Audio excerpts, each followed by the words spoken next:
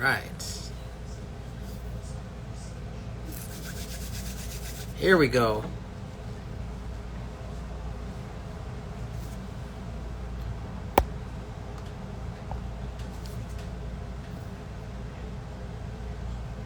All right.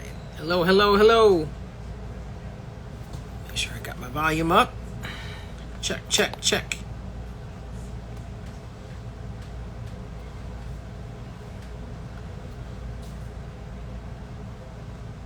Come on.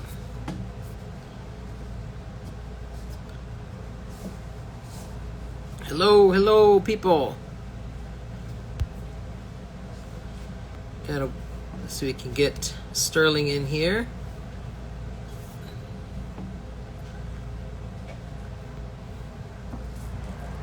Okay. Hermano, bueno. How's it going, everybody? Just waiting for. I might have to send the request. Let's see if I can do it that way.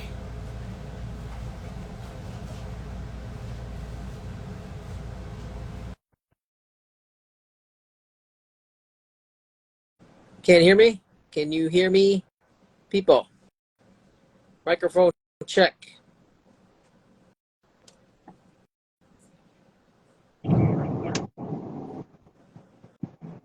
There he is. Whoa, hey. Can you hear me okay? Yes, can you hear me? Yeah, I can hear you fine. I'm sorry, we're still driving. I'm still about 10 minutes from the house, but I didn't want to keep you waiting. Long as you're safe and you're able to operate the vehicle in a safe manner. Andy is driving, so Hi. works perfect Oh, okay. for me. Okay, good. Hi. How you been, Angelo? Good. Yes. Very excited for this. So, all right, well, let's get into it. We'll talk our way through. Hopefully we can get you by the time you arrive and then get set up there, whatever. But we got to stay in the car the whole time. We'll stay in the car the whole time. Whatever works. So, but yeah, so okay. It's just us tonight. So let's just do my intro here. We're going to get right into it. So, yeah. So, I'm Angelo, and we're coming at you live from the Razor Company. It's Friday night, 7:30 p.m. Eastern, and we're going to be going in for another Artisan Spotlight. I'm Angelo, and I'm very, very excited to be able to host Artisan Spotlight. And we usually have the biggest names in traditional shaving.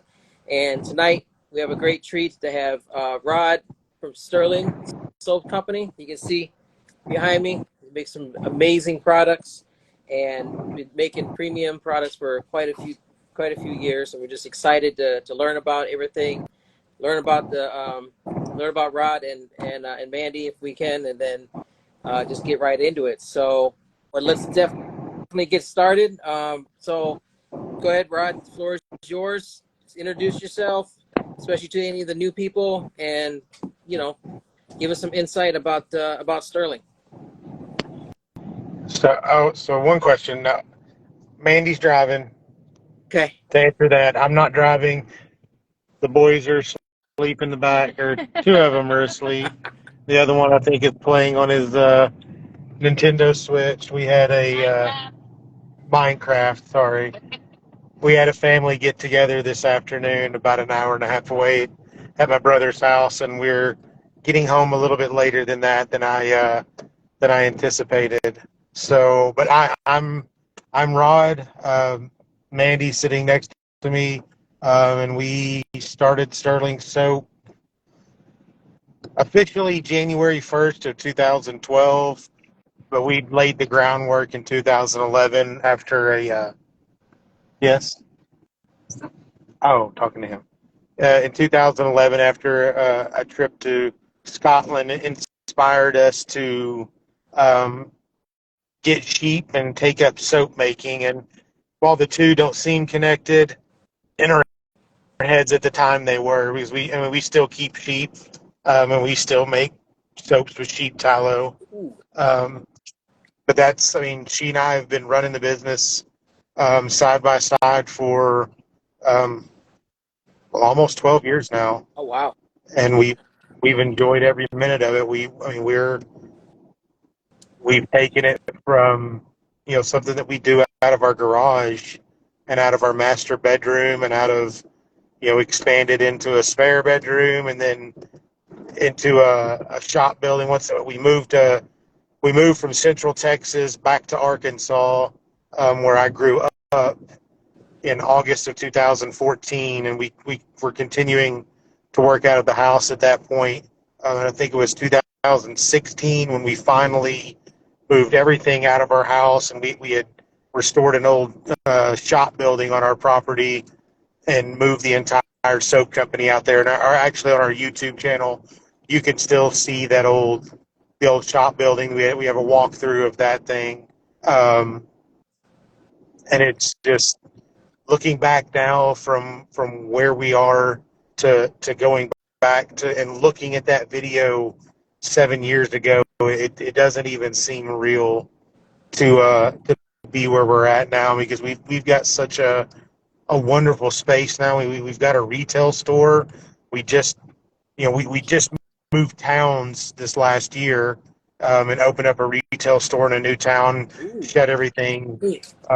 down in our old place, and we're really happy, and we're really excited for the possibilities that we have in our new location, because it's we've never had production and shipping operations separated. So the whole operation is no longer in one building. We've got our shipping operations in our storefront, and we have another building that's nothing but storage of raw materials and Wow. production of soaps, aftershaves, and everything is still made by hand by us in small batches there. Mandy and I don't personally make a lot of product anymore. I took on an apprentice about what 5 years ago. Yeah, 5 years ago, um, and she's a master soap maker at this point, and is probably, if she hasn't caught up with me in the number of batches of soap she's made overall, she's pretty close. But she's fantastic, and she's allowed us to step back and work on finding new products to bring to the market, work on actual business side of Stirling Soap and helping us to grow. Wow. No, that's amazing. And to see that amount of growth, that is just so awesome. And I've watched those videos that you guys have put out on your YouTube channel, the walkthroughs, the renovations, and also the roaster for the coffee. So Yeah, the coffee has been fun getting going. It's also been frustrating because we literally jumped into coffee. Coffee's a crowded market for one, and people are really hesitant when they find coffee that they like. People are really loyal, it seems like, to coffee brands. So getting people to trust us with their coffee has been a lot more difficult than I had hoped. But I mean, we have been able to convert quite a few of our soap customers into coffee customers as well. It's just taking more time, and we'll get there. But coffee is a crowded market. But we also, when we started up, um, almost immediately, green coffee went to all-time highs. And mm, so we were yeah, we were yeah. working. I mean, with coffee, you work on pretty thin margins to begin with when it comes to specialty coffee. If you're a small roaster, but when you talk about paying, 2 and 3 times what's normal for green beans, Hmm. it gets really difficult. And if it weren't for the fact that we had the soap company um, turning a profit, the roastery dead in the water in year one. But it's doing all Yeah, right now, and we still enjoy doing it, and we see a lot of potential for growth there just from you know slowly converting customers over to us. yeah, yeah. It's I love your house blend. So I got to try some more of the other flavors. I do love that one. I think I got 2 bags of that already that I've gone through. Absolutely love it. But I'm one of those people. I love to support, like artisan roasters, people like yourselves, when it comes to coffee. And one thing that I can definitely speak on myself, being have a high gluten intolerance, celiacs, um, the purity from a small batch roaster like you guys makes a lot of difference. A lot of people don't know that when it comes to coffees. A lot of store-bought mass-produced stuff. If you have celiacs or if you're any kind of gluten issues, you have to be very careful because they tend to use the same facilities as wheat. And I can order a bag of Stirling coffee and have no, worries at all. So thank you for that. So I appreciate it. I appreciate the play. I'm glad it's working out for us, and it's fantastic. I mean, it really is. It's world class coffee. I mean, it's among the best specialty grade coffee you can find. And Mandy is an expert roaster.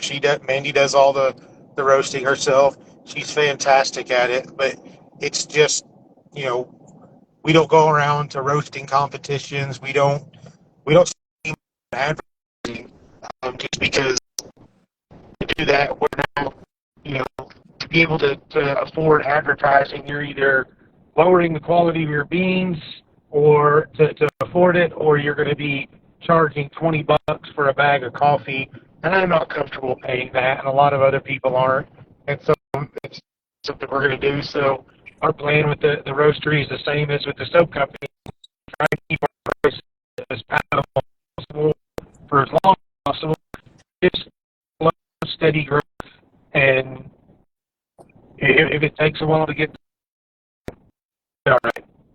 Real quick, here in about 10 seconds, I'm going to do quickly because I'm almost home and we live in a very rural area. So if I lose my 4G here,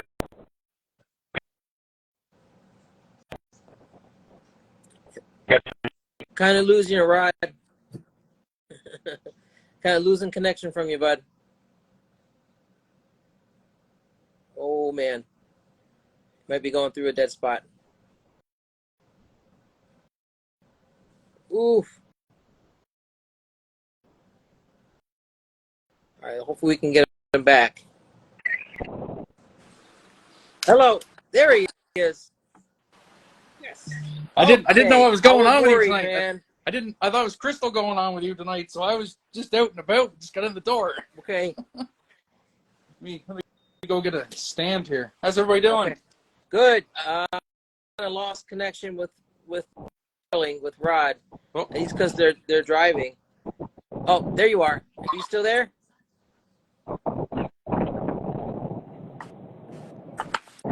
No, Rod. can you hear me okay? Kind of coming in. You should almost be there. Okay. I said bringing my amazing co-host with me, Red Island Shaver, J-Mac. So he was a little late. Communications. We didn't know if he was going to be on or not. So Yeah, I thought you were. If we were going to have Crystal on, because we usually like to do couples with couples. So. Well, I thought we were a couple. Yes, we are, J-Mac. Okay. We are the couple. Nice. All right. Nice to meet you, Rod. Pleasure. Okay. Kind of getting back. Okay, good. Getting reception. Okay, good. While J-Mac's getting settled in, so are both you and Mandy traditional West Shavers? I know you are, Rod, but does Mandy? Yeah, she's been for about 8 years now. Yeah. Yeah, she's been doing. She wasn't when we first started the company, but pretty soon on, she started it. She liked the way it made her legs feel. She liked the way that she felt like she got closer, and we didn't have to shave nearly as often with a double edge razor. I actually started out with the soap first, the soap and the brush, And then we went on a trip, and I had forgotten my razor, and so I thought, well, you know what, I'll give it a shot. And it was just, I went nice and slow and steady, and it was a really good shave. So I took a break during my pregnancies because I had numbness in my hands, so I couldn't hold the razor very well. Yeah. But since that's past me, then I can do wet shaving, you know, fully again with a double-edged razor, so, or safety. Nice. Nice. Go ahead, J-Mac. You got a question? Yeah, so I mean, Stirling, as it's well known, has been a brand for a very long time. So, you know, with the current state of things and wet shaving, what's some of the biggest challenges that you guys have, if any, running Stirling these days? Well, honestly, the biggest challenge right now is finding new avenues for growth, reaching new customers. We've got. We just got home. I'm gonna step inside the house real quick. Okay. So Get on we've the got. Wi-Fi.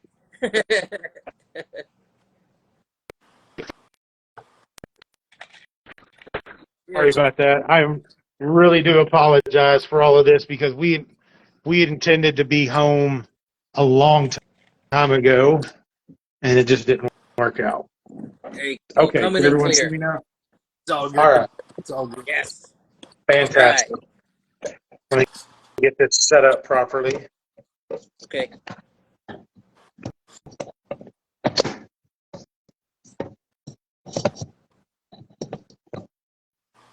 Right. Okay, Connection kicked in. I love it. can you hear me okay? Yeah. Okay, fantastic. So the biggest challenge we're having right now is I don't feel comfortable marketing to the same customers over and over again. You know, I don't, you know, somebody that's got 100 soaps, I don't feel comfortable going back and asking them, hey, buy my new soap. I just come out with a new scent. It's the same soap, but it smells different. So please buy it anyway.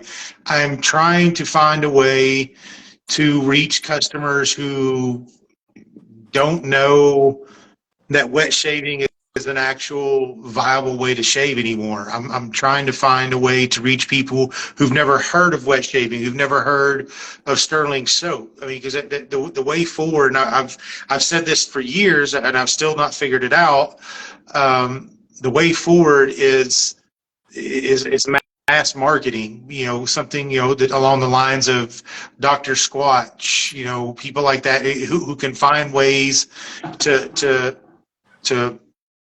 you know, bring up the capital so that you have the ability to reach, right now we've got 45 people watching this video. We need to be able to reach 45,000 and reach people who have never heard of you know, shaving with a soap and brush, period. Because I mean, frankly, there's a lot, especially in the younger generation, that they probably didn't have a dad or a grandpa who grew up wet shaving. So it's completely foreign to them. They've never had anything but a cartridge razor and, you know, something that they spray out of a can. Yeah. So how do you reach those people? And that's the biggest issue we're coming up with now. The whole thing that, you know, we had for 2 or 3 years after COVID of, you know, prices going crazy on raw materials, shortages. We, for the most part, have solved that. And what we haven't solved, we've just been able to eat, you know, the extra costs. And we're figuring out how to do business, you know, in a leaner fashion so that, you know, we're saving money somewhere else versus, you know, just not having certain ingredients. Right. Yeah. That's fair. Yeah. Yeah, I mean, definitely what I have to say that's really cool now is, I mean, we're able to bring advertisement and content just by using a smartphone or a device, and there's software and stuff like that.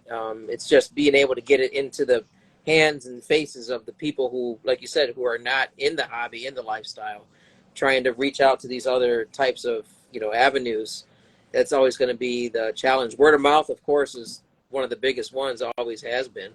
But, but yeah, that's how do we get the new people who have no idea? That's definitely a big challenge. So Yeah, it takes advertising chops, and it also takes funds.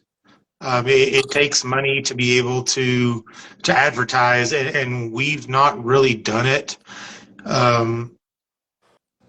outside of social media, just because it's an added cost, and I already feel like for a lot of people, wet shavings is a luxury. It's expensive compared to a bag, a 12 pack of disposable Bics and a can of Barbasol.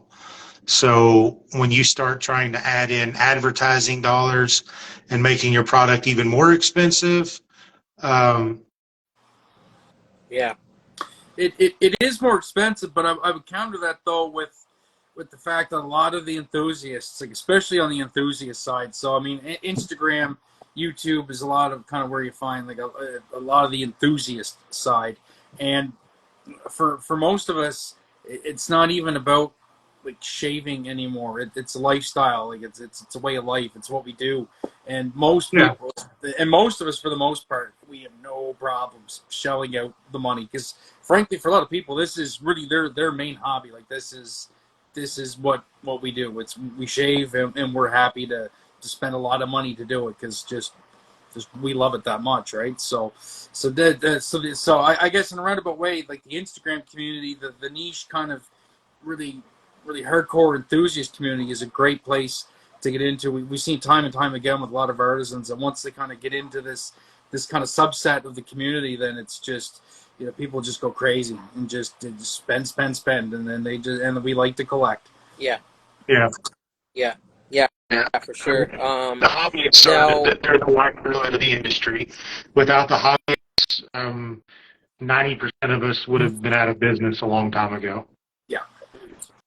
Yeah, but I definitely have to say that, I mean, especially with a lot of, like, there's people like for an example, I have an older brother, right? And the first thing I put into his hand was a set of Stirling, was executive man. He loved it right from the get-go. And now he's starting to get, what else do you got? What else do they have? Yeah. So I mean, it's definitely something that we can hand somebody, and kind of show them the way. And when we could kind of, be able to weigh out that, the investment that it is, I mean, to me, it's like and J-Mac, also agree, is that, it's a no-brainer. I mean, if you're going to grab a tub and a splash and a set of Stirling, you're getting them on the right path. Oh yeah, 100%. Yeah, 100%. definitely getting them on the right path. So, so right now, and their brushes too. I might add. Yes. I have a Stirling Badger brush. I mean, I'm just gonna say what it is. It's not like an expensive brush, but it's a fantastic Badger brush. Like I was face lathering with it, and I'm pretty particular in how I like my brushes to feel when I face lather.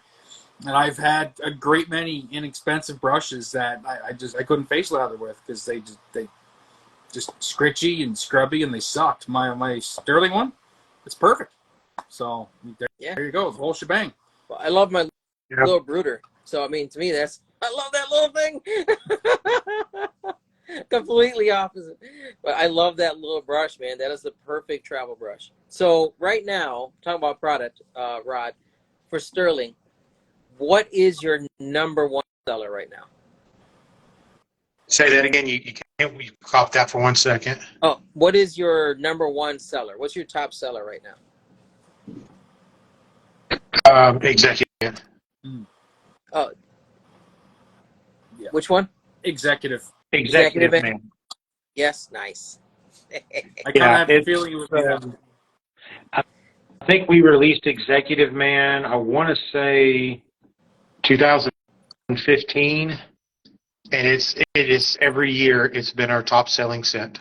Nice. And it's usually not close.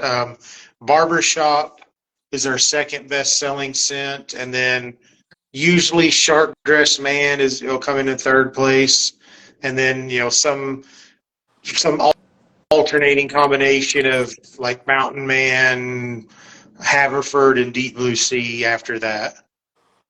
Ooh.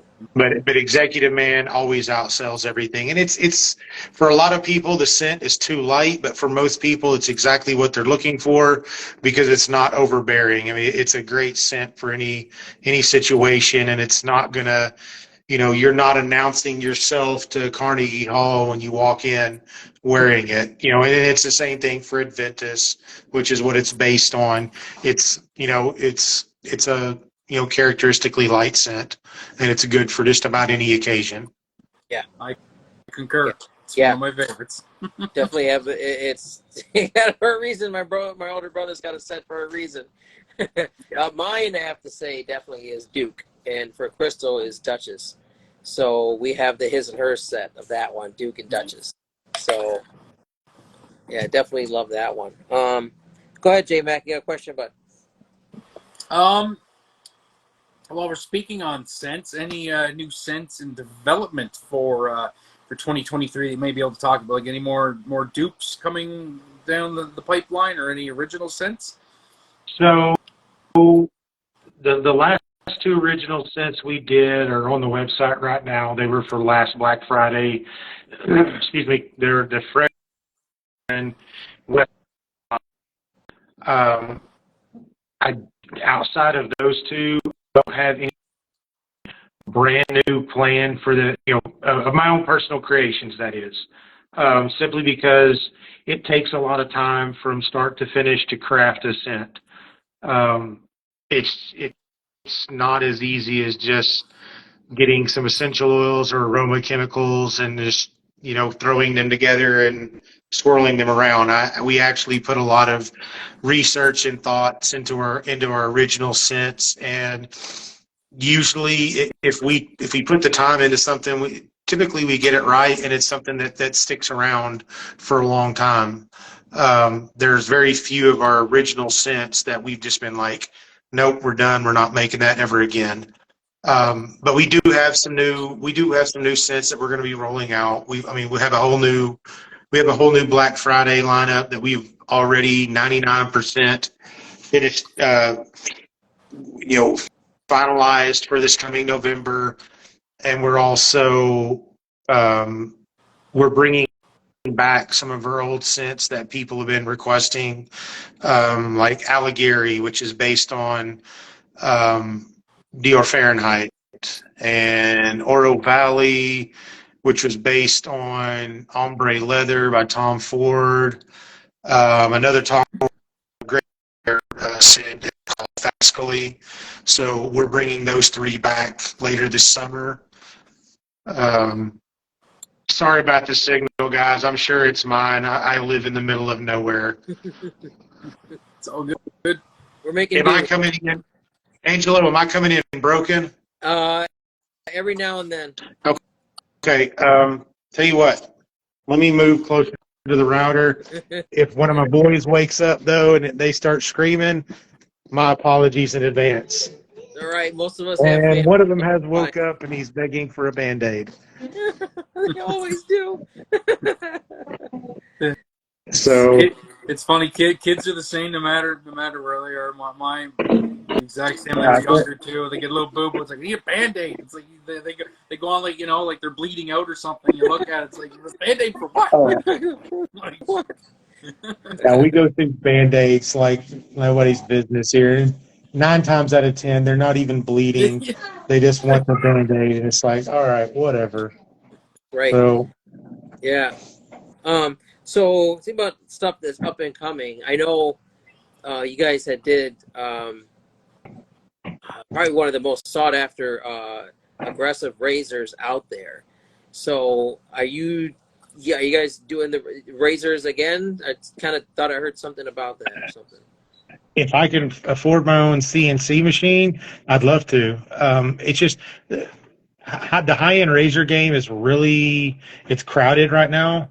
And because you have guys like, Groovatorium, he's got his own CNC and he's figured out how to work it, and he's putting out some absolutely fantastic razors. You had a chance as well to see him up at Maggard.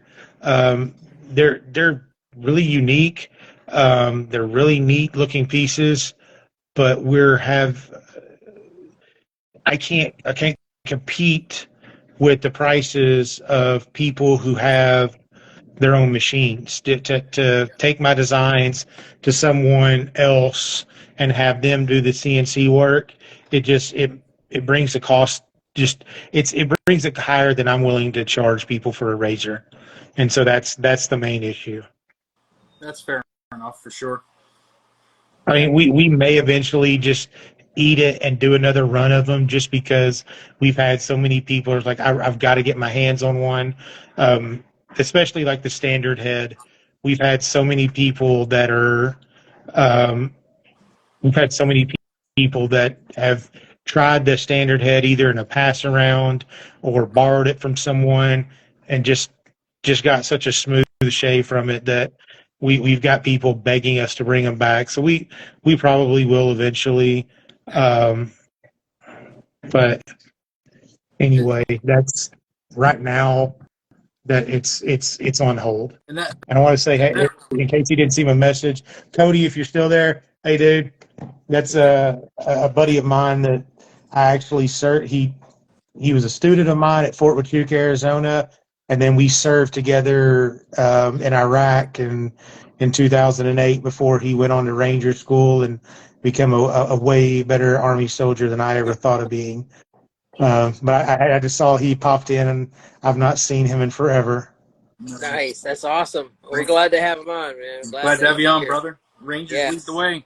That's right. And thank you for everything that you guys do. So thank you for that. Yeah, thank you. Absolutely. Yes. And this past weekend, I mean, we celebrate because of folks like yourself. So thank you. That's right. And yeah, so tying back into the razors, so yeah, I could definitely see there being a demand for them, especially when we kind of back up a little bit to the the hobbyist mindset, right? Like there's no way to sugarcoat. We're just all freaks, right?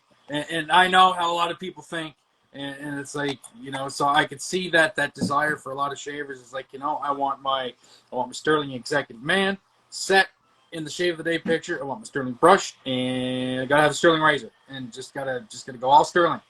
So yeah, if you could bring them back sometime in the future, I can't imagine they would last very long before they were sold out again. Yeah, I'm sure they would. I think between the two runs, so we had a set that was made in the U.S. and we had a set that was supposed to have been made in the U.S. that was outsourced to China without our knowledge. But between the two sets, there's maybe 500 of each of those razors in existence.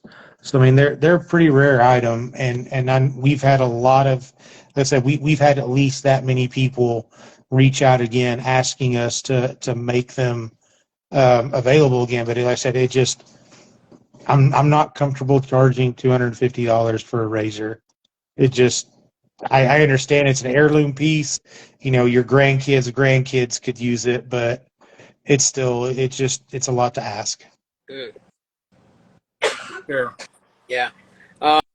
So, question: what is out of your lineup, but also out of another artisan? What is your favorite scent right now? So, if you're going to go for a shave, what is something that you're going for right now? So, Bonafide of mine is what I've been using most recently. It's based on Prada La Home. It's kind of like Executive Man. It's a really awesome everyday scent. It's not going to offend anybody. It's not going to woo anybody, but it's one of these scents that's like is as office friendly as you get. As far as anybody else's, what was Chris's new one that we picked up at Maggard? Azure. Katie's Bubbles Azure. Nice. Yeah. I saw that. That's good scent. Yeah, it's it's fantastic scent, and it's a good vegan soap too. Yeah, Chris does awesome work, man. He does good work. You guys are some of the OGs. Yeah, Oh, big time. he opened his doors in 2012 as well, if I remember correctly. I think right within a few months of each other, us, Katie's Bubbles, Barrister, and Man, all came onto the scene, and it's hard to believe that we're 12 years later all still here. To be fair, I don't find it hard to believe, because all you guys are just putting out quality, consistent products. So I mean, Thank you. it just speaks for itself, right? So Yeah. But I mean, there's been a lot of soap companies in that time that have come and go. There's been a lot of, this is the new hotness. With this new company is going to disrupt shaving, and we've kind of gotten to the point where you do have companies. I think you could probably add like Declaration Grooming to your list of people like that. Groomatorium. He was originally. Chiseled face. yeah, Now he's got and he's been around for a really long time as well. So you've got a handful of artisans that have been doing it in some fashion for quite some time, and we've watched a lot of companies, and I've got to the point where a lot of times I can see when someone's about to shut down. A few months before they even announce it, just simply because I've been through it and I know what it feels like to scale to that point where life becomes miserable, and it's like, do I want to keep doing this and try to make this how I make a living, or do I want to just say enough and go back to my regular job? And that's what you see with a lot of companies that get into this. Yeah. Well, for sure. thank you for sticking it out, man, through any of those times, because we love you for it. I don't have a Right. choice. This is all I've got. If Stirling goes out of business, Mandy and I are screwed. We Well, we're both so far away from our what we went to college for that there's no way we could go and get work in that. And I've been out of the Army for, it'll be a decade this October, and I'm too fat. They're not going to take me back at this point. well, I mean, Well spent, money well spent, sir. so you guys have been around, like I said, since like what 2012, 2011, something around there. Yeah, we officially opened our doors in January of 2012. Nice. So I'm just going to throw it out there, and maybe some people in the audience maybe have heard the story behind it, and maybe some haven't. So I don't know. I know it's such a cliche, and you probably get asked every live you're on, but I think one of the things Stirling really has going for it, besides just quality, consistent product, is the iconic green tub. Just it's that brand awareness, right? Like, I know in the hobby, we all like flashy, fancy labels, and we have discussions ad nauseum about fancy labels. But, if you're scrolling Instagram or Facebook, you see a green tub, you're like, Stirling. Yep. Like, it's just there. So what's the story behind the green tub? And furthermore, with to expand on a part B to that question, with the with all the COVID supply chain issues, was there ever a point in time where the green tub almost had to go away for a bit? So, believe it or not, the green tubs were on purpose for the exact reason you just described. We knew that we wanted to stand out. The majority of the market uses the Parkway plastics, 6-ounce 100-millimeter jars, which is what we use. But we didn't want to use the clarified or the white with the black cap. We wanted something that was us. So I got with their owner and I was like, hey, what would it cost, and how many would I need to buy for you to do something that is this color of green that matches our labels?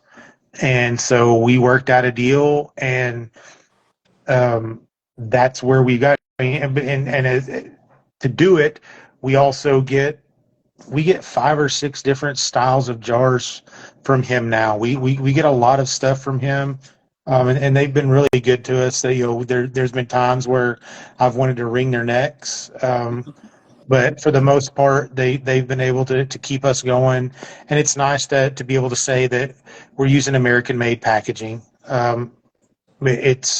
We could probably go and have it recreated in China and save quite a bit of money. But it's, like I said, I'm happy with it, and I'm happy if there is something wrong, I can get him on the phone pretty quickly and say, hey, and then it gets fixed.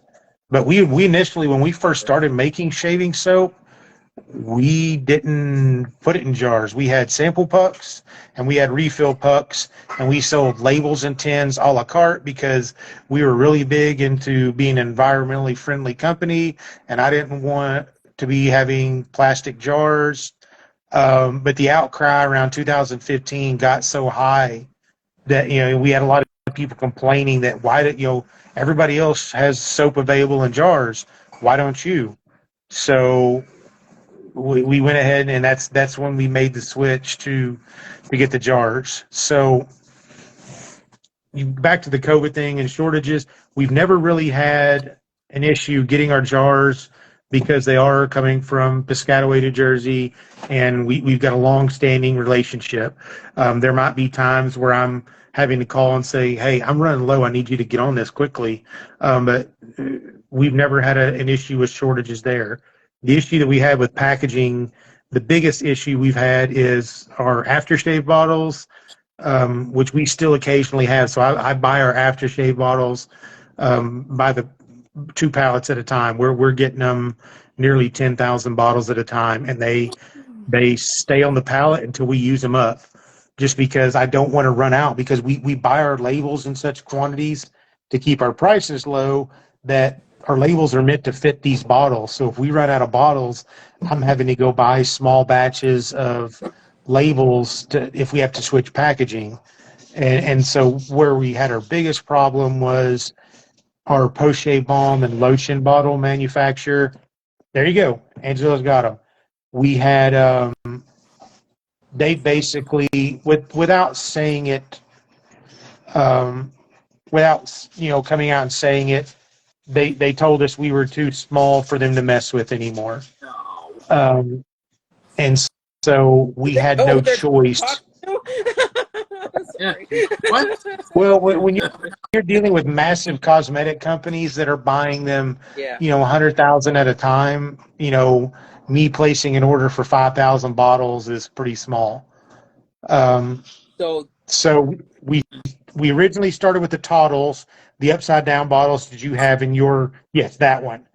We switched to a glue bottle for a while. Then we switched to the other green bottle you have in your right hand. And now we're back to the one that you have in your left hand, because we were able to find, and I hate that we had to do this, but our original supplier for those green bottles was in the United Kingdom. When they told us, no more, we had no choice. We couldn't find anybody in the U.S. to make that bottle for us. So we found a Chinese company that made them, and that's where we get them now. Yes, those. Okay. All right. I mean, So- which is fair. I mean, sometimes you got to do what you got to do, right? So I don't think too many people would hold that against you either. So Yeah. Now these, I have to say, are gorgeous. I love these bottles. One, because green is my favorite color, but also, I mean, look at that. I have one. Crystal got me one of Duke, and I have it sitting on my desk. It's gorgeous. I gotta put the glasses on for that. Oh yes. Yeah, they're unique. That's one thing that I liked about them. I don't know that there is really anything else out there, another well-known brand that uses those. Right. So, Very- oh, Well, you couldn't help yourself. no, I couldn't. I had to. That's also barbershop. That's a banger right there. Yeah, that's great. So- That is a great barbershop. Actually, I Yeah, think my but stepfather I stole that from me. love these bottles. Yeah. Go ahead, J Mac. You got something there, bud? Oh, I'm drawing a blank already. So real quick, Heather put something up a minute ago. She had some people's, calling suppliers asking what they had 1 and 2 million of, and that was one of the big issues we had, and we had to adjust to. Supplies got so tight for everything: tallow, coconut oil, stearic acid, lye. For a while, we thought that we were going to be just completely out of business because we could not get sodium hydroxide. So what ended up happening was we had to adjust, and it's good that we're in the new location in Paris now, where we have enough warehouse space that I can buy, whereas we might be buying a few hundred pounds of something at once, I can buy coconut oil by the pallet now. So basically what happened was, what Heather was referring to, if supplies came up, suppliers would call and say, hey, I've got 2 pallets of tallow. Do you want it? And the first thing you say, yeah, I'll take 20 boxes of it. No, do you want it? And then it's, oh, yeah, if you're not going to buy this, company B over here is going to take every bit of it and you're not getting any of it. So you can either buy it all or you can have none. And that's what we had to end up doing is we've basically started buying bulk quantities really bulk quantities of everything, and we're trying to get even bigger quantities now, just simply because we got used to it. It's like, hey, if you're not going to take all 3,200 pounds of stearic acid that just came in, you're not getting any of it because this company over here is going to take every bit of it. Wow. So Wow. it's worked out great for us, because whereas a lot of people, their prices over the last 3 years have really gone up significantly, we've been able to keep ours steady for the most part. We've had some pretty minor increases compared to everyone else, and that's the trade-off, though. I've got a lot of money that's tied up in raw materials now, and so we just have to work on keeping space to keep everything fresh and keeping everything clean. Yes. I mean, that's your guys's. Sterling's with the. It's just an awesome spot as far as price point. I mean, like I said, for what you get and for the performance you get out of it, it's just. I mean, it's like I said earlier, it's a no-brainer, man. I mean, you can invest in a few sets right off the bat, and you're going to be very happy about that money spent. So I just absolutely love that you're able to do that, because it helps people like ourselves that are in the lifestyle that can bring on new wet shavers and be like, hey, instead of throwing something like a $100 set at them, they can get into something and be very, very, very happy and excited and be able to want more. Yeah. So Yeah. it's just so awesome. So it's like a gateway drug, but you're still not missing out anything in terms of, like, for lack of anything, by getting people in this gateway drug. It's like, this is your gateway to wet shaving, but if you stayed right here, you'd be perfectly set for life too. So, they have like 40, they have like 150 different sets. Go buy them all. You're good. There you go. There's plenty right here that can go. Speaking of enabling, we're going to be giving away a set, winner's choice. So whoever wins, we're going to pick one towards the end here. We'll be able to choose off of the razorcompany.com soap and matching splash from. There's more up here. I just couldn't get it in frame, but there's a whole other couple shelves above also. So one lucky winner will be able to win a soap and splash matching set of their choice. So let me add on to that, because you said we're going to do a question and answer with the people that are watching afterwards. Yep, I got questions down there in the question box that we're going to get to for sure. Okay, so the question that piques my curiosity the most or intrigues me the most, I'll send them a set of something as well. Nice. Nice. A lot of times, like if you do an AMA, I've done a handful of AMAs on Reddit. I've done a handful of Instagram lives, Facebook lives, and a lot of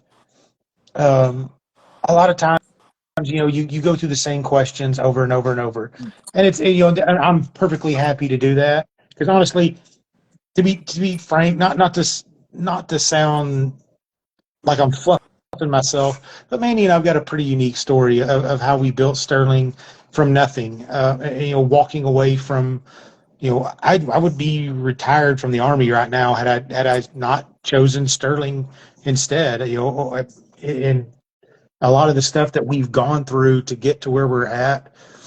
So I'm happy to talk about it because it's, to me, it's like reminiscing. I've had fun.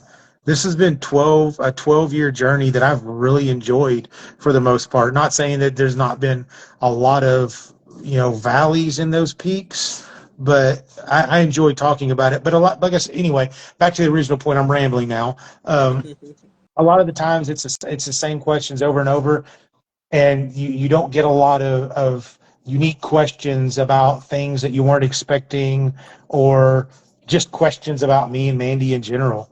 Every once in a while we'll get something that's, but it's so anyway, whoever asks the question that Mandy and I like the best, I'll send them a set of their choice as well.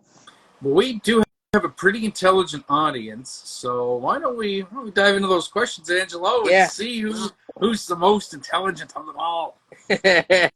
Okay. Here we go. So, couple right off the back here. Time Band is asking. It's got two questions. What are Mandy's go-to soaps? What is her favorite? And also, why are the seasonals only available in the smaller pucks opposed to the full size? Okay, so I am loving the Saguaro Blossom right now. Hi. And that is my absolute go-to set right now. It's amazing. It's kind of unique, like Weekend in Malibu was or is, in that it's kind of difficult to describe, but it's an amazing summer scent. And with that, the seasonals. Seasonals. Okay, so you're talking about the Black Friday stuff. Because our seasonals actually go on the big stuff.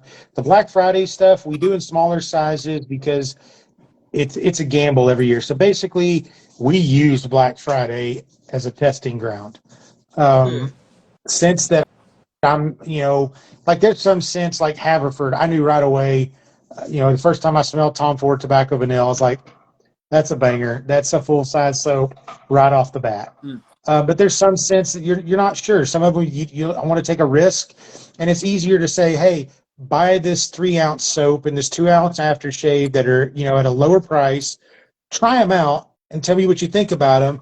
And if you like them, then later on we bring them into the full size. So I mean that's what's going on. Allegheny, Oro Valley, and Fascally all started as smaller Black Friday scents. In August, when they're re-released, they will be full size products, and they also get moved into other product lines. Will be beard balms, I think. Beard balms. Beard balms and beard pre-shave oils. We're going to be making them in a lot of other product lines that you don't find, with just a straight Black Friday scent. So there's a lot of stuff of these. I can tell you right now, Mediterranean Man, which is based on Creed or Rolfa, that's coming back next year full size. Everybody has absolutely loved that scent, and so I should have trusted it enough and brought it full size to begin with, because I've got a lot of people mad at me right now that we ran out of it so quickly, but that's part of it. But the other reason is, I can't keep everything in stock year round. It's just too much. And we've also found that a lot of scents, if you leave them in stock year round, they get stale in the customer's eyes and they stop selling. So we've started, we have a rotation of seasonals. We use Black Friday in July as our testing ground. And then we rotate things. Mandy and I go do a deep dive every January and find out what scents are going to go away for good this year and what scents are staying and what scents do we need to add to the permanent lineup. Nice. I like that. That is definitely good. Good Good practice strategy. here. Yeah. What is the craziest food that you've eaten on deployment? Oh, this has to come from Craziest Bobby. food I've eaten on deployment. Uh, uh, horse. Yeah, we had some horse. But honestly, nothing really crazy. I think for a lot of it, it was just the people that I'm eating food with. Um, I've sat down and dipped my bread in the same bowl with people that were on, wanted lists. Wow. So Mandy and I both, our job was human intelligence collection, which involves interrogation, but also source operations. So, and I had the bonus. I spent a year and a half in Monterey, California, learning to speak Arabic. So when I went overseas, I got to do a lot of neat stuff. And so a lot of that was going into the homes of people that were um, maybe not the nicest people, maybe were on wanted lists, and trying to get them to basically commit treason and provide information to me. Um, that's a whole another world. But like I said, so it's not so much the food; it's just maybe who I was eating it with. And looking back, sometimes I sometimes wonder what I'm very lucky and blessed to be alive. Wow. I would say. Wow. Do. Okay. Cillian Shaver, what are the differences and benefits of sheep tallow versus other tallows? Great question. So I don't. I used to know this off the top of my head, but they the basically your soap is just a fatty acid profile. You're doing the sodium and potassium salts of these fatty acids, and sheep tallow gives you a slightly different fatty acid profile, and a lot of people find that it gives a slightly richer lather. And to me especially, the biggest thing is the post-shave qualities of it. My skin um, feels noticeably different on days that I use a mutton tallow soap. Um, but honestly, the biggest for me, as the producer of that, the biggest difference is price. Mutton tallow costs about 8 times as much now these days as on a per pound basis as beef tallow. Oh, wow. Oh, But so that's reason one why we don't have more sheep soaps. Reason two is mutton tallow. It's no matter how much you refine it, it's going to maintain. It's going to hold on to a little bit of that gamey smell, yeah. and it comes out in a lot of scents. So Yeah. the mutton tallow scents that we do make, it's scents that blend naturally with that musk that comes as a characteristic of the mutton tallow. Yeah, I can see that. Yeah. Um, so Kim Gray, love you, Kim. I gotta say that because I really adore Kim Gray. Percent. Any any thoughts on maybe hitting colleagues up with eco-friendly market to increase sales to bring new folks on board? Could be a great, like lesson, like being able to, like people who want to get into opposed to using canned, canned creams and getting into an actual, a good artisan soap. Well, it's what we started our company. That was one of our founding principles, and it's still on our About Us page, on our mission statement. We try to be as environmentally friendly as well. I mean, we did go to plastic jars, but they are recyclable. Our labels um, on our pucks and refilled are made with recycled paper. Our shrink film is biodegradable plastic, and rather than hundreds of years, in 2 to 5 years, the shrink film that's on our refilled pucks and samples breaks down into biomass. We Nice. have glass aftershave bottles. We have um, We shred all of the boxes that come in and use that. There's a lot of people that don't like it because it gets everywhere, but we shred all of our cardboard boxes and reuse it as packing material. It helps us keep shipping costs down, but it also keeps that box from just going to a landfill and being a single-use item. And if we get packing peanuts in from suppliers, we have a big bin. Those get reused in packages and shipped back out so that they're not just going directly to a landfill. But at the end of the day, it's a very small percentage of people that look at that as their number one criteria for making a purchase. Yeah. Yeah, I mean, with Kim, I mean, she's in the schools, she's working with children, teaching them the ways of culinary arts, but also, like she's saying, with college kids, a lot of this generation are becoming more and more eco-friendly, which is amazing. Yeah. Yeah. And, being able to show them and get them involved in something like that is amazing, because be able to, like companies like yourselves that are going through these steps, to be able to set the example for future wet shavers, but also people that are just, concerned about our planet. So, I mean, that's the main catalyst of why we got into wet shaving, was because of Crystal. She wanted to find a more eco-friendly way of not only shaving, but also better performance for her skin sensitivities. Yeah. And yours was one of the first sets. So to start us on that journey. I absolutely love that. I absolutely do that. Recycle, do what you can, to lessen that impact. So that's one of the biggest things why I always advocate for wet shaving, for that practice. 100%. So, and to be fair, like I know Rob mentioned, about the plastics and the switch to plastics, but to be fair, there's not too many people I know in the hobby that are killing that many soaps. There really isn't. I know I've killed a few, and I've repurposed them then into other things. I don't think I've thrown a soap tub out in 9 years. No, I don't think I have. So, And that's one of the reasons that even though they're a pain in the butt, it's one of the reasons we continue to make refill pucks. Yeah. For the people that do want to reuse the jars or that use a mug instead. And as long as I'm in charge, we'll continue to use the refill pucks.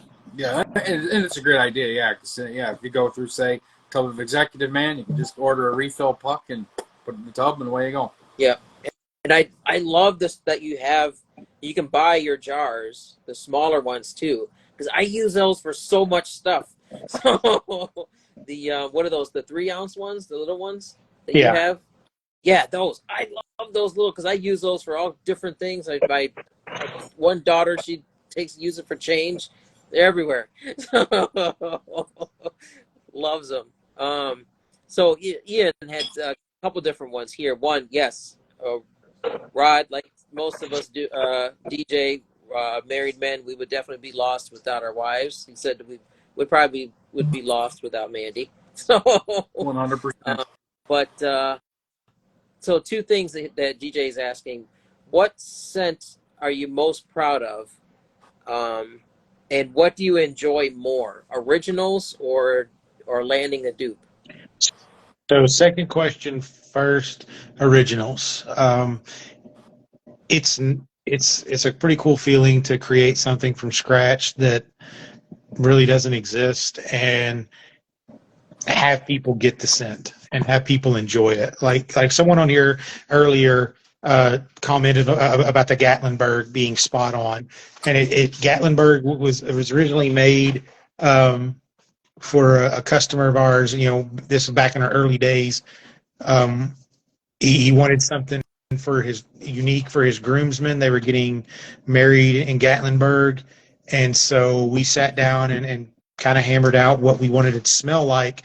And to me, Gatlinburg smells like if you walk into any of these kitschy gift shops in the Smoky Mountains.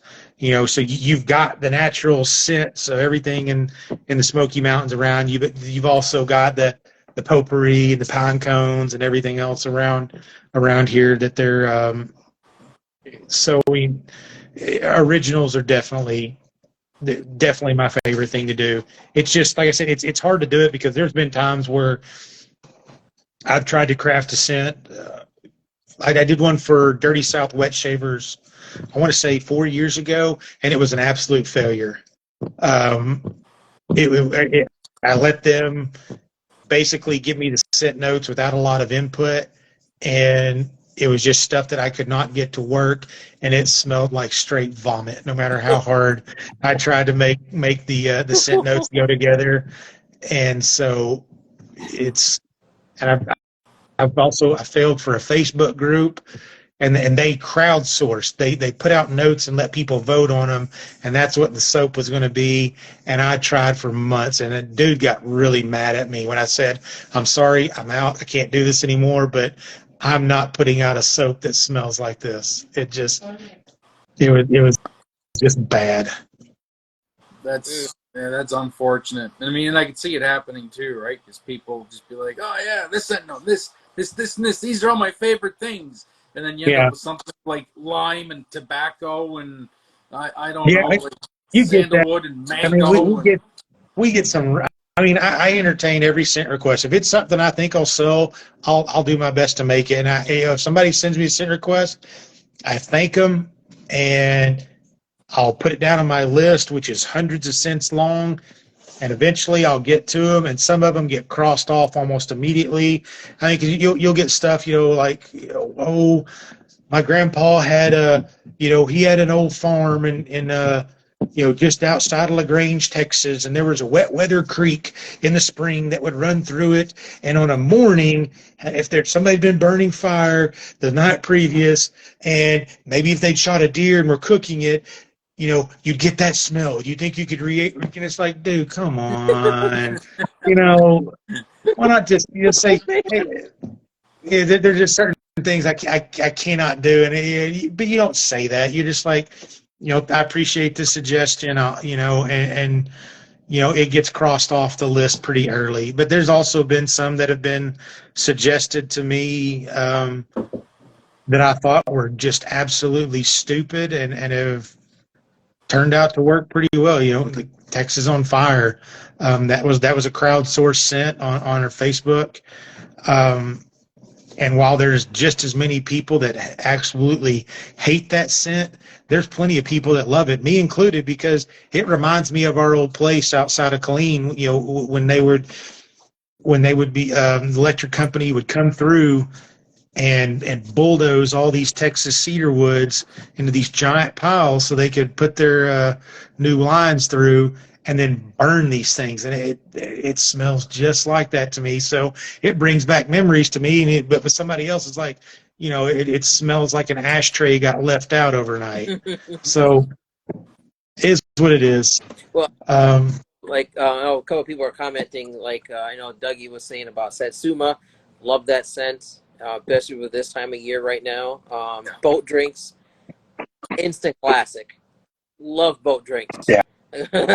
So, I like that in the bar soap, like right now, because here in Michigan, I mean, there's lakes everywhere, so there's people out on boats everywhere that they're enjoying those type of boat drinks, and it just if you've been out there in this type of environment with all the people out here, especially in Michigan, you know exactly what that scent is, and it just takes you there. So I mean, I have a scent that I would love to be able to be, but it just wouldn't work. Walking into, a taqueria, getting some fresh carne asada tacos and stuff like that, but is that going to work with soap? I knew it. Probably not. So, it's just not going to work. I'd love it, but it just won't work, Yeah. So, so one good question that we always like to ask, before I get into some of the other questions here, if you and Mandy had to start over, would you have done anything differently?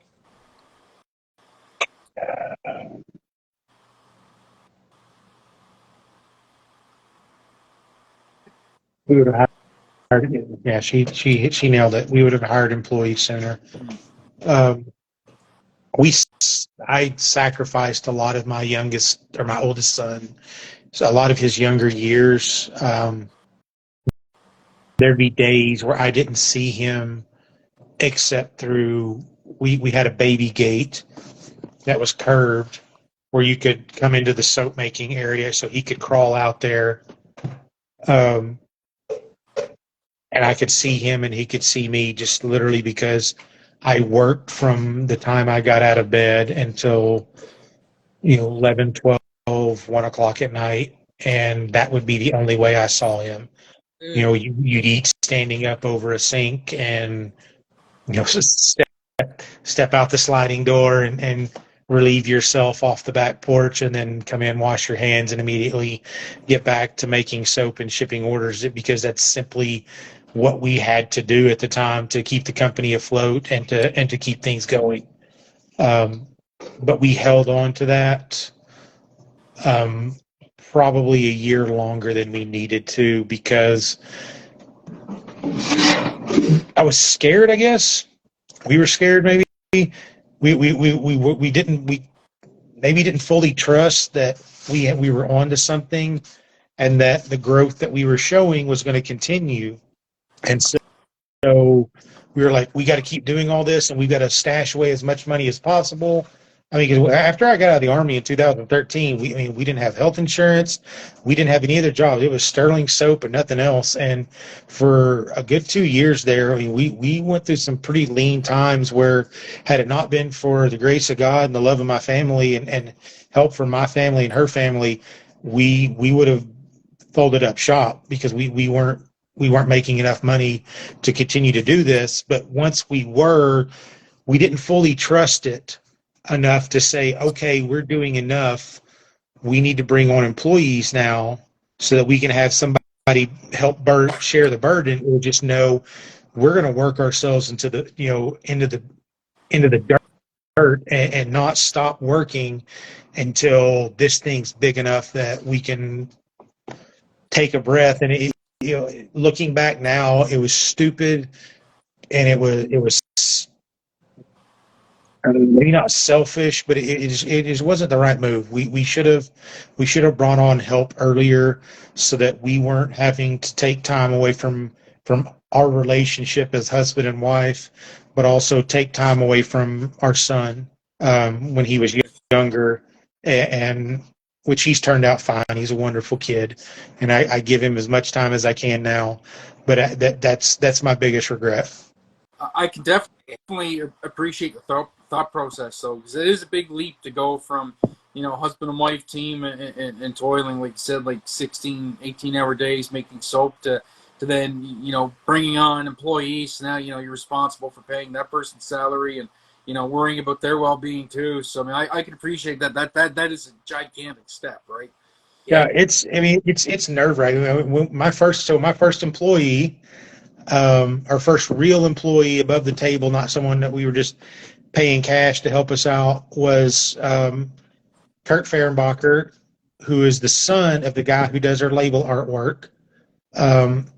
He came on. He was my roommate in AIT at Fort Huachuca, and then we were instructors at the 10 course there as well. And we've been friends ever since then. And so when he decided he was ready to move on from the Army, he came down and he worked for us for a year before going back and taking a job back at the intelligence school. But it is nerve-wracking. What you said is spot on. It's nerve-wracking enough being an entrepreneur and starting your own business from scratch, and realizing that your own livelihood depends on you working hard and making the right decisions, and a little bit of luck and a little bit of grace of God thrown in there. But it also, when you add that now you have somebody else who has a wife and 2 kids of his own, who rely on you to not only stay in business, but stay profitable, so he can get a paycheck, it really ratchets up the pucker factor. Yeah. And there's people that are, that are here watching. I mean, that can definitely are right in there. I mean, like, Gardner Emilio, AKA, Heather at Zingari, her and Mike, Shannon and Brian and Shannon's, Dougie, I mean, Jason, I mean, this, this is, they're in that same kind of deal where it's like, we got to keep pressing on, and we're, do everything that we can to be able to support you guys. So as much as we can possible, and to spread the word, and just to get the names out there of all these amazing artisans that are out there like yourself, and to keep those lights on, keep the doors open, keep those employees paid, so we can enjoy these products for another 12, 24, 36 more years. So That's right. Yeah, Sicilian favor, he who dares wins. He's right. I mean, it's a risk. Anything you do like this, and not just us, but I mean, being an entrepreneur, anything like this, it's what's the line in Braveheart? Um, you know, they're talking about how they could, go in there and get killed and lose a lot of people, but you know what happens if we don't try? Nothing. nothing. And that's the whole thing. I could have plodded along and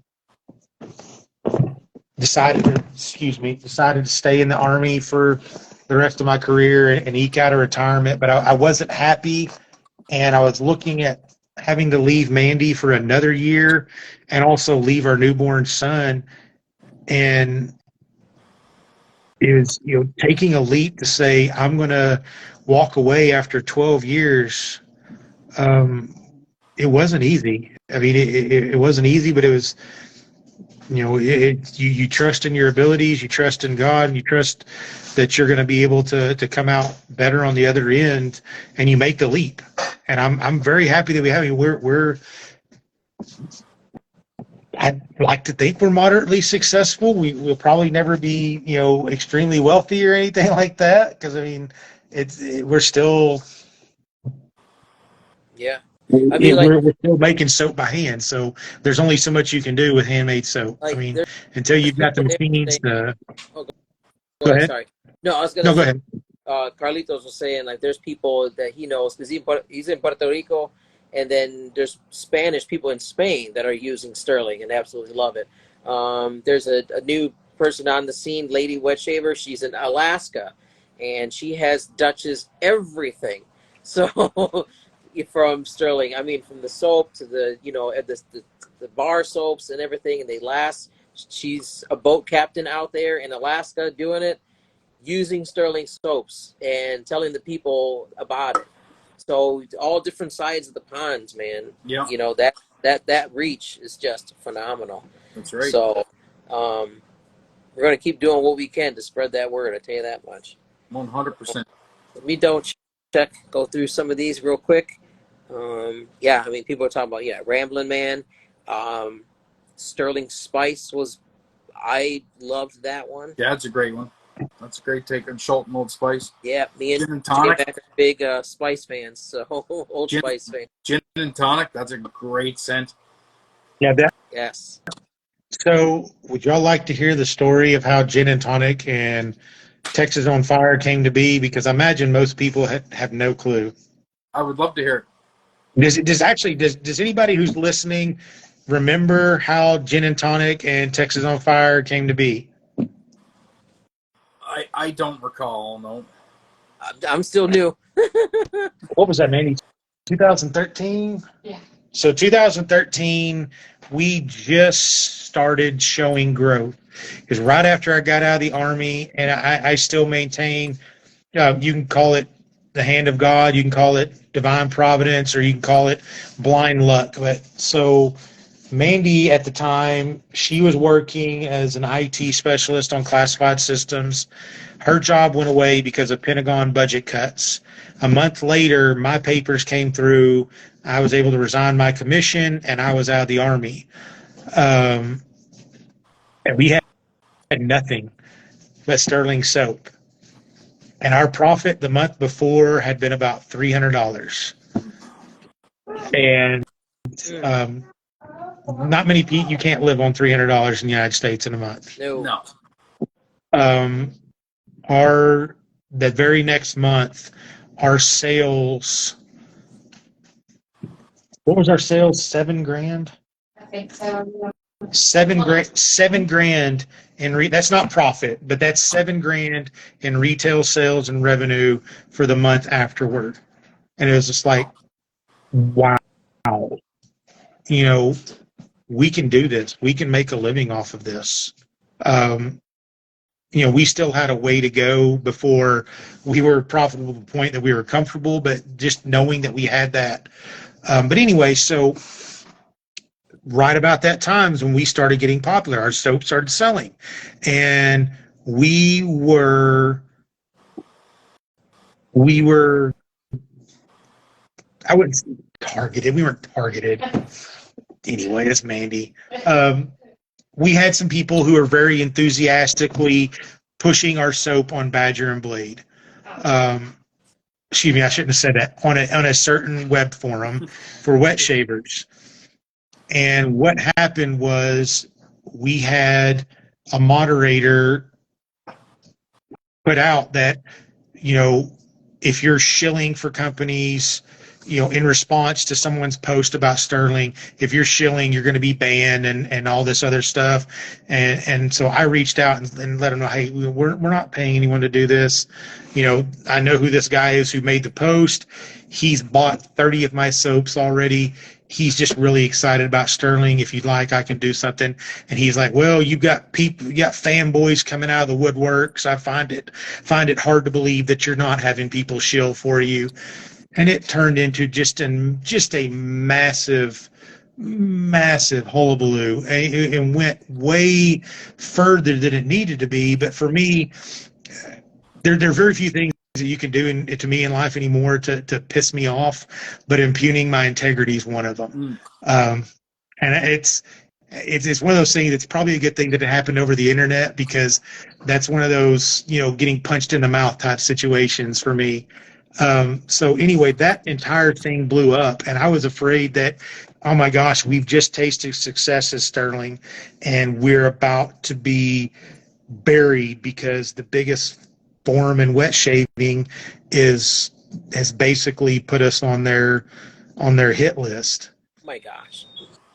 And you know, so, you know, I put out a Facebook post saying, hey, guys, help me let this blow over. Can you just don't post so much on this forum about Stirling? Let's just let this blow over. And I sat down, I had a beer or two, and I thought about it, and I was like, you know what? F that. That's stupid. I'm not going to be pushed around. So I went back and made another Facebook post, and I said, I rescind my original post. I apologize for getting mad. I'm happy that you guys are excited about Stirling, because it's my company. It's something I created, and I appreciate the fact that you guys are aggressively trying to help us grow. So what we did was we crowdsourced 2 scents, originally called the Fanboy and the Shill, and I don't remember which was which. I'm pretty sure Gin and Tonic was the Fanboy and Texas on Fire was the Shill. But that's how those 2 scents came into being. We sat down, and in the comments of that post, we let people make suggestions on what the scents could be. And one of them was something that smelled like a Gin and Tonic. And another one was smoky leather and cedar. And that's what became the Texas on Fire. And so both of those scents came out because I probably got a little bit overly upset about something that, you know, 10 years later doesn't really matter. Well, oddly enough, it's well known Badger and Blade is just the people that run that forum are just kind of cuckoo for Cocoa Puffs anyway. But oddly enough, when they go off on a tangent and target an artisan saying, "Oh yeah, well you're shilling and you know you're basically persona non grata around here because you and the fanboys," I think it does more to propel the particular artisans than it does to put them down, which is ironically hilarious to me because it's happened not just to you, but to a few others as well. Yeah, there's a lot of good people and there's some good moderators on Badger and Blade, but we happen to catch, you know, the wrong ones at that time, and then the higher ups that I spoke with personally, they're just deuces. I don't need to be wasting any of my breath on you. Yeah. But there's some good people there, and there's still a lot of good posters there. And I've got people that are like, hey, why don't you come and say hello to us here? At the what's it called, Stirling Syndicate. They have there. It's hundreds of pages long at this point, and it's like, no, I mean, that ship sailed. I appreciate it. I'm glad the forums are there, but the truth of the matter is, I'm not on any forum. I'm not on Reddit or Facebook groups as much as I used to, just simply because I can't. When we first started the company, when it was just me and Mandy, it was easy. When Emerson was a little baby, it was easy. But now that we've got 3 young boys, I spend my whole day working and thinking about soap. Yeah. And so most nights when I come home, it's like, no, I'm done. This is my family time. I don't need to be on Reddit. I don't need to be on any of the shaving forums, chatting. And that may sound kind of dickish to some people, like, well, you don't appreciate your. No, I do. I trust me. I get it. We make soap. We make soap. I appreciate every single customer, even if you're the customer that buys one soap and then calls to tell me I spent hours washing this off of my face, it stunk so bad.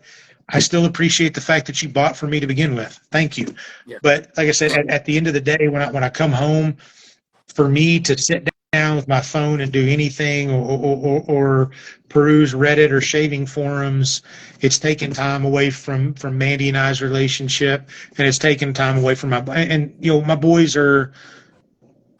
My youngest is 3. I've got one that will turn 11 on August 1st, and on August 29th, my other one turns 5.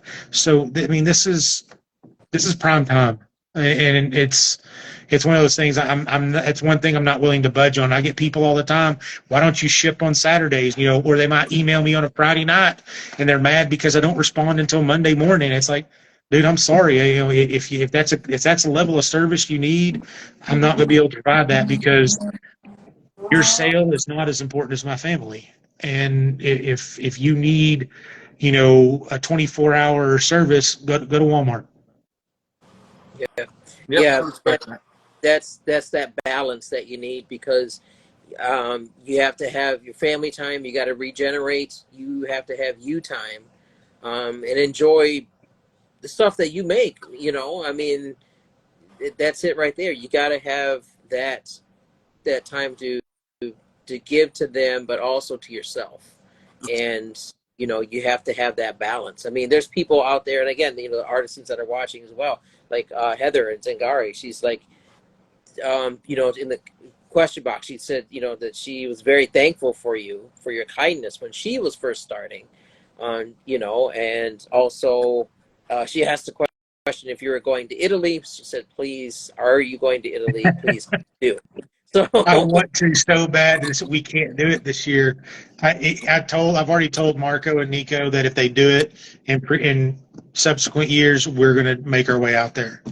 But he sprung it on us late in the game, and that's the whole thing. When we go to Maggart's, Mandy comes with me because she's half the company, and because of that, our 3 boys come with me because I want them to see stuff. I want them to experience things, and so getting 5 tickets and hotels and everything set up for a trip to Italy with a month's notice just wasn't going to happen. Yeah, understandable for sure. yeah, that's a big one. But meeting you guys was just amazing. I'm sorry if I stuttered, but I was starstruck. So That still blows my mind.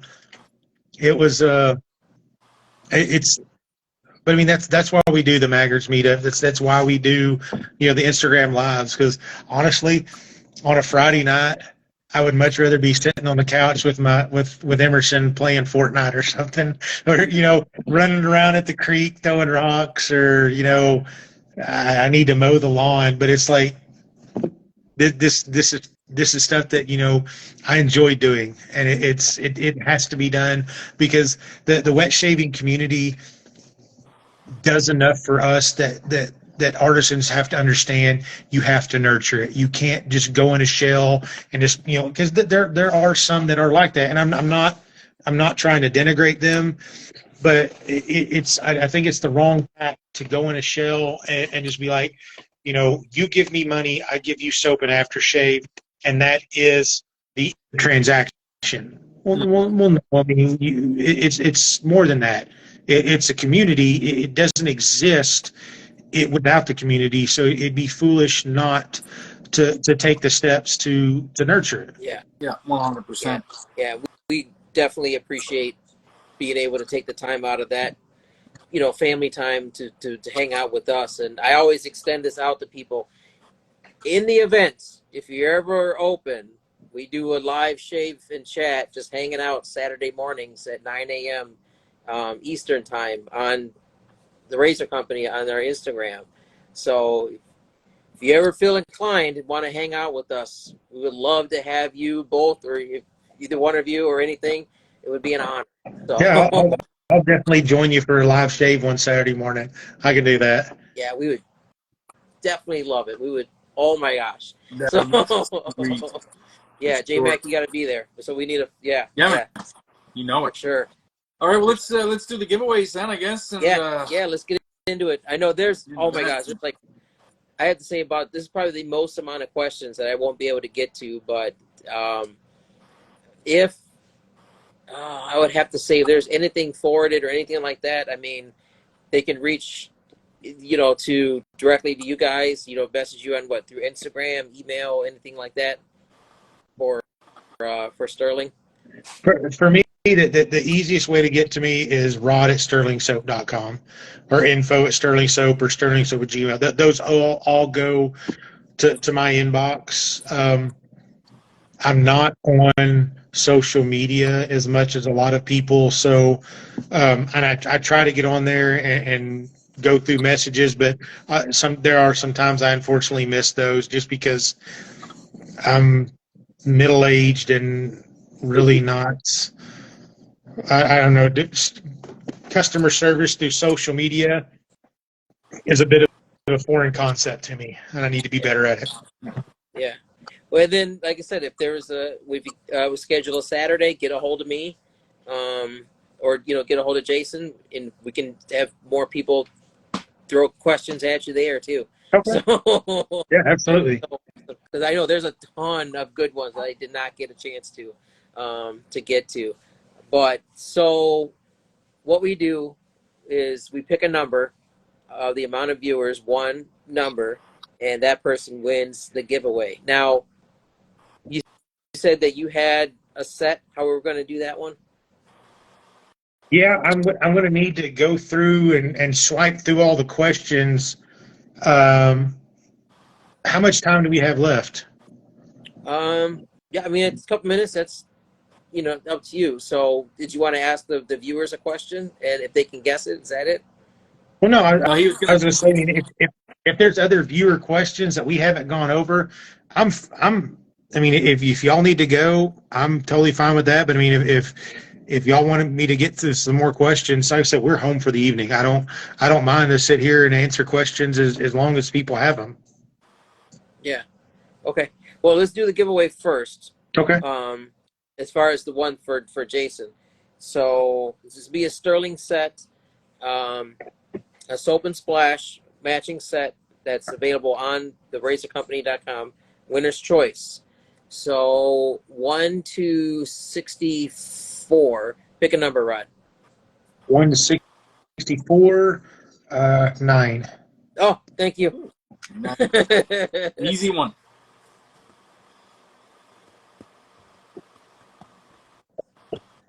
Oh, nice. Okay. This is going to go to, yes, I would say fairly new, but he's in the game. He's established. So be Nikki Shaves. Oh, nice. Nicky. Yay. Nicky. Right. Me and him were talking about you, so you guys' ears are probably ringing. So we're talking about Stirling today. Rigged. About coming on. So congratulations, Nikki. So get a hold of me. We talk every day. Let me know what scent that you're going to be that you want for your soap and splash set. So, and if you want to pivot, then let me know. That's up to you. But that's an awesome win. Okay. Are you going to possibly Lady Wet Shaver out of Alaska? Any plans on attending the Northwest Shavers meetup in October in Idaho? We're trying to find a way to make it up there. I don't know if we're going to be. Matt just sent me an invite last week, and I would absolutely love to make it up there at some point, and we're trying to see logistically if we can do it because the boys will be in school. Okay. So Nikki said that he wants to pivot to somebody, pay it forward. Awesome.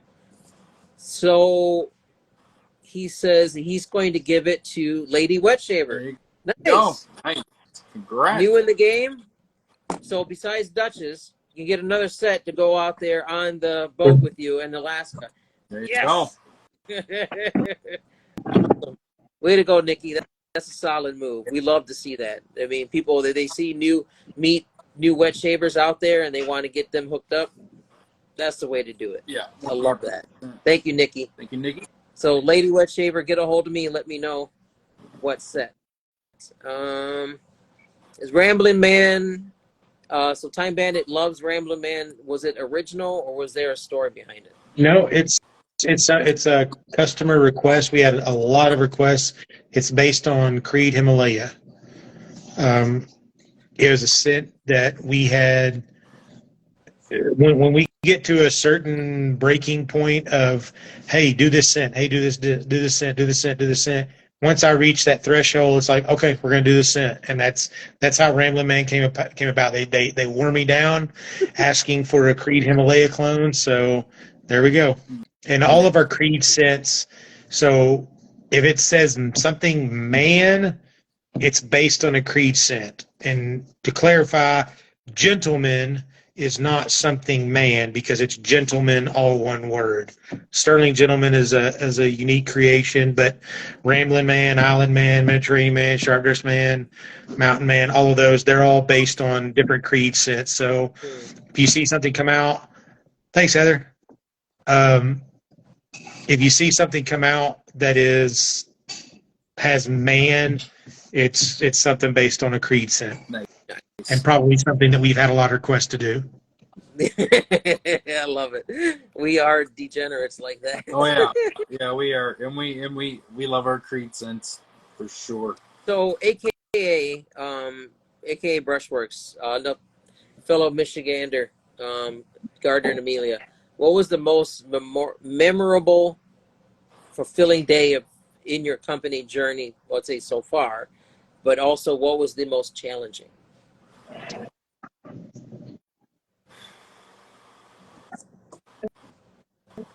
The most fulfilling was probably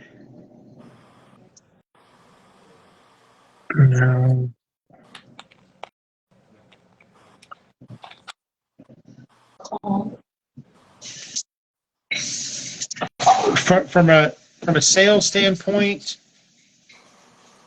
the Kong brush. When we came out with that, it was the first real Plisson clone that gained traction.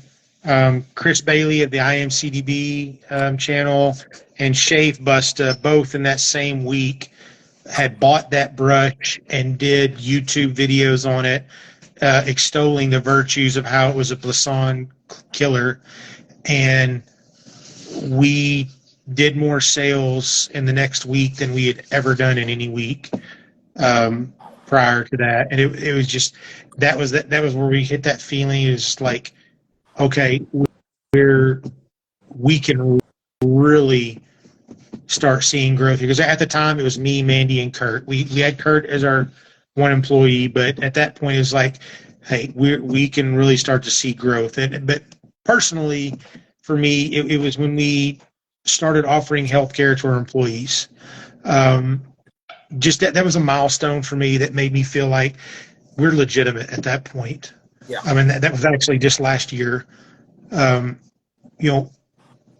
and I didn't have health care after I got out of the Army for a very long time. We used what was called Christian Healthcare Ministries, where we paid cash for everything. When our sons were born, Our other two, we paid cash for it, and we were later reimbursed through the health sharing Christian Healthcare Ministries.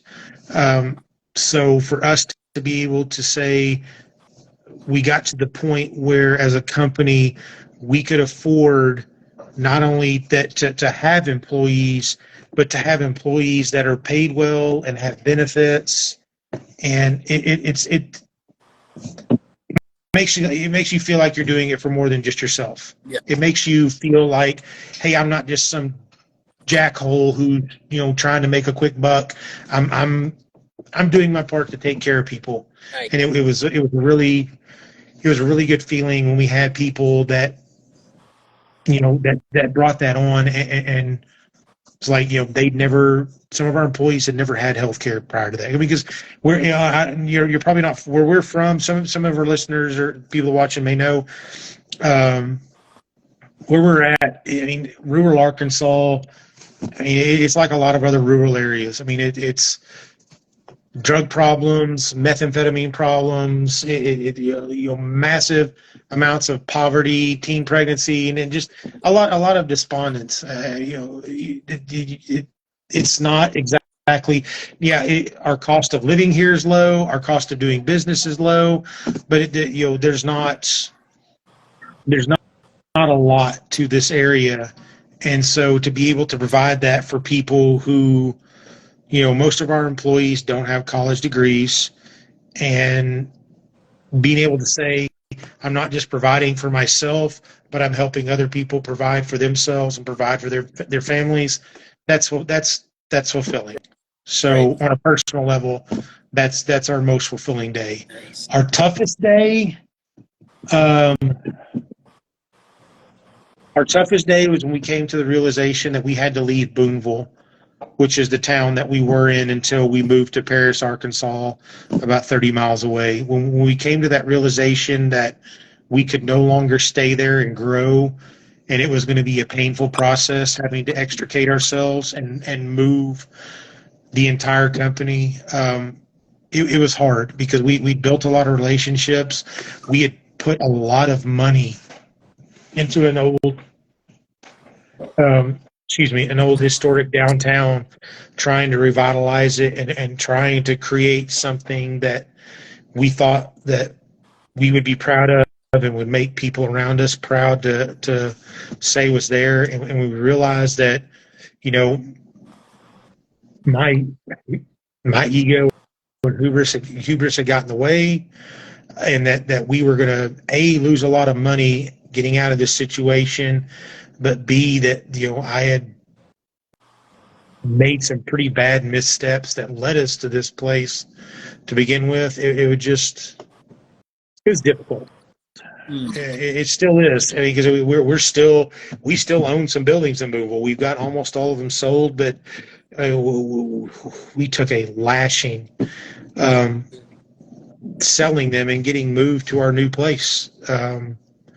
We lost a lot of equity that we had built up just to get rid of the buildings, but it's got me back. It taught me some humility, for one, but it's also put us in a better position, because the place that we're in now, we do a lot more walk-in traffic, and since we're an e-commerce business, any walk-in traffic for us is just bonus. If somebody walks in the door who's not a wet shaver and buys from us, that's just bonus money. I mean, it's fantastic. And so we're doing a lot more walk-in traffic, but the building that we have now is massive, that our production facility is in. So we've got so much room to expand now, and we got it for a song, because just do a lot of things that just happened to line up. We got it for next to nothing. I mean, less than $3 a square foot. And anybody that's listening or watching, $3 a square foot for anything is insane.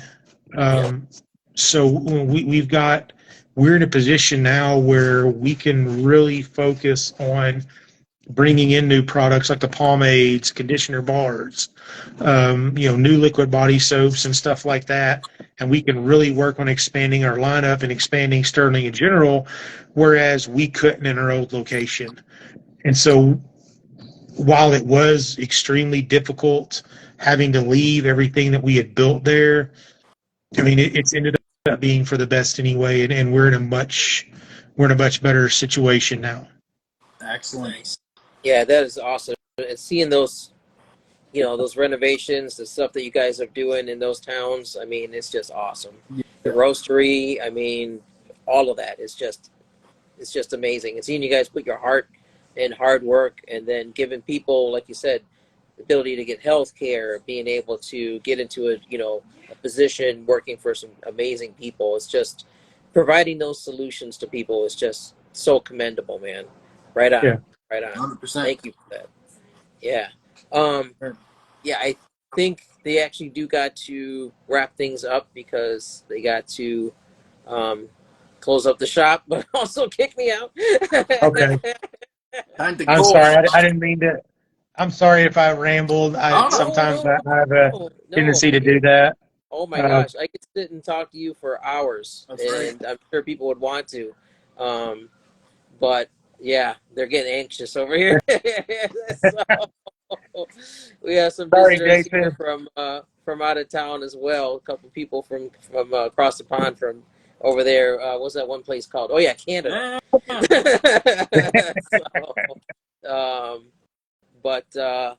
Yeah, I mean, anytime, man. Anytime. Believe me, Saturday morning, we would love to have you on to come hang out and just have a good shave and chat and just chill.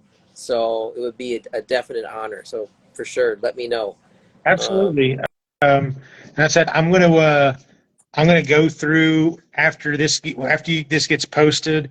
I'll go through and I'm gonna scroll through all the questions, and Okay. I'll try to. I don't know if I can go in and insert answers and tag people for questions that they asked that I didn't get a chance to answer. Yeah. But I'll pick one, a question that I like the most, and I'm going to get that person a set as well as a giveaway. Nice. So once the live ends, you won't have access to the questions or the comments, but people can comment on the video if they do have a question. Yeah. Once it's So Okay. people. Okay, well, so real do quick, this. let's go back then. Who asked that last question? What was the most fulfilling day and the hardest day? That was AKA Or- Brushworks. They're here in Michigan. They make their brush manufacturer. Okay. I think like 17 of their brushes myself. So. Okay. AKA, okay, you're still here because you just said good to see everyone. AKA, do me a favor, shoot me a message with your info and let me, and I will get you a set, an aftershave and shave soap of anything in your choice, because that was an awesome question. A lot of times we get stuff that's just like, oh, what do you have new coming up? Where did you get from? Something that makes me think is I like. That's awesome. And I tell you what, Gardner's a smart man. He's got some good questions. Gardner and Amelia, they are salt of the earth people. I mean, I could see all of us sitting around a campfire just hanging out and talking. It's that kind of people, and we mesh really well together. They're good people. I absolutely adore them. I have the pleasure of meeting them in person a couple times, and we're definitely twins. He's about 6'8", and I'm 5'2". So Nice. That is awesome. Speaking of, and he says they're his first soap, Stirling. So There you go. there you go. J-Mac, thank you, my brother, for making it on. Thank you. And it's always a pleasure. Everybody viewing, thank you for watching. Rod, Mandy, the boys, oh my gosh. This has been a great honor. So, and I look forward to doing this again with you and just hanging out. So. Yeah. We need to do this again at some point. This has been an absolute blast. It's definitely better than sitting on the couch on a Friday night. There you go. Excellent. Well, thank you so much for spending some time with us this Friday evening. We really appreciate it. Yeah. All right, guys. Yeah. Take So. care. Thank y'all. Yeah, definitely. Have a good night, guys. Big hug to the family. See ya. ya.